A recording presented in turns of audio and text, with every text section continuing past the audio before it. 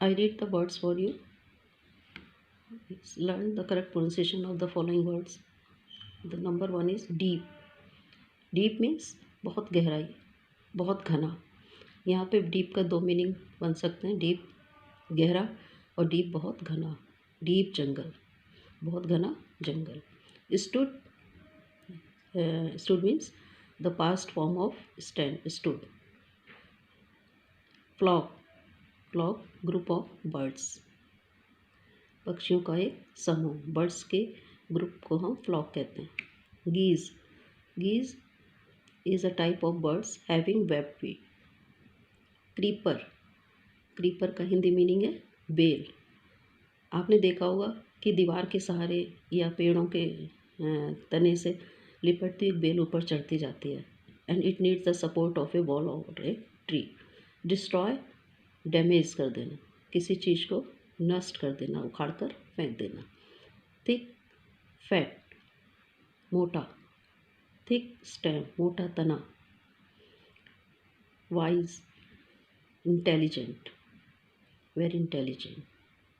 Possible, जो चीज़ हम कर सकते हैं, that is possible for me, या is it possible to solve this problem.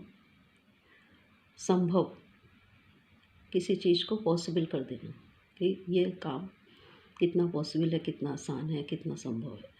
Climb, चढ़ना, the hunter climb the tree, चढ़ाई करना।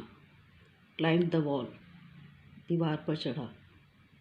Hunter, who goes to the jungle for hunting animals और बर्ड्स, शिकार करना, किसी चीज़ का शिकार करना।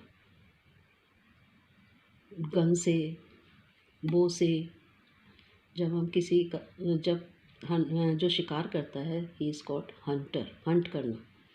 Branches, everybody knows the meaning of branches, पेड़ों की शाखाएं जिन पर पक्षी बैठते हैं, फल लगते हैं। वाइल्ड, जंगली, wild animals, wild animals live in jungle. Winding, circular, घुमावदार, वाइंडिंग मीन्स घुमावदार, like this is a tree, ये घुमावदार। ईजली, आसानी से, in easy manner. Search, to find out, खोज करना। The hunter set out in search of birds, hunter पक्षियों की तलाश में निकल पड़ा, खोज में। कैच, पकड़ना। स्प्रेड, फैलाना, he spreads his net on the tree, उसने पेड़ पर अपना जाल फैलाया। स्ट्रगल्ड, मेहनत करना। My sister struggled hard to get good marks, किसी चीज़ में संघर्ष करना। नेट, जाल। Hunter spread his net on the tree, hunter अपने नेट को पेड़ पर फैलाता है। जाल, जिसमें मछलियाँ फंस जाती हैं, पक्षी फंस जाते हैं, बहुत तरह के जाल होते हैं। Net. Now new words with their meaning.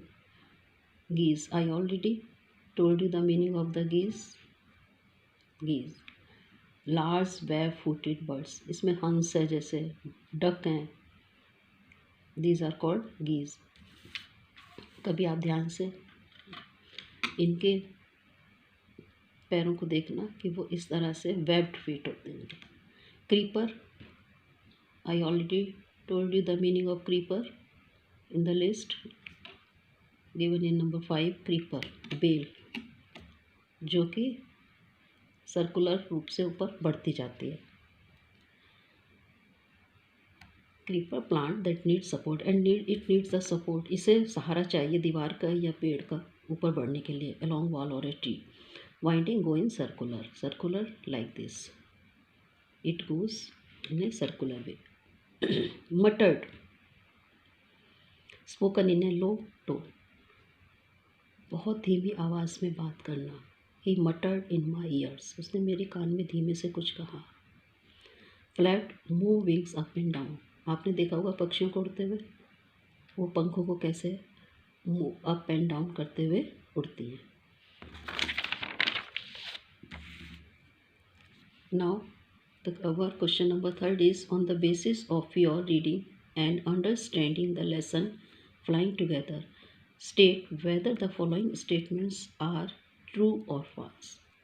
अब आपने पूरा लेसन पढ़ा सुना, उसके बेस पर आपको ये देखना है कि ये स्टेटमेंट जो यहाँ कहा गया है, क्या ये बात कहानी में आई थी, क्या ये बात सही है।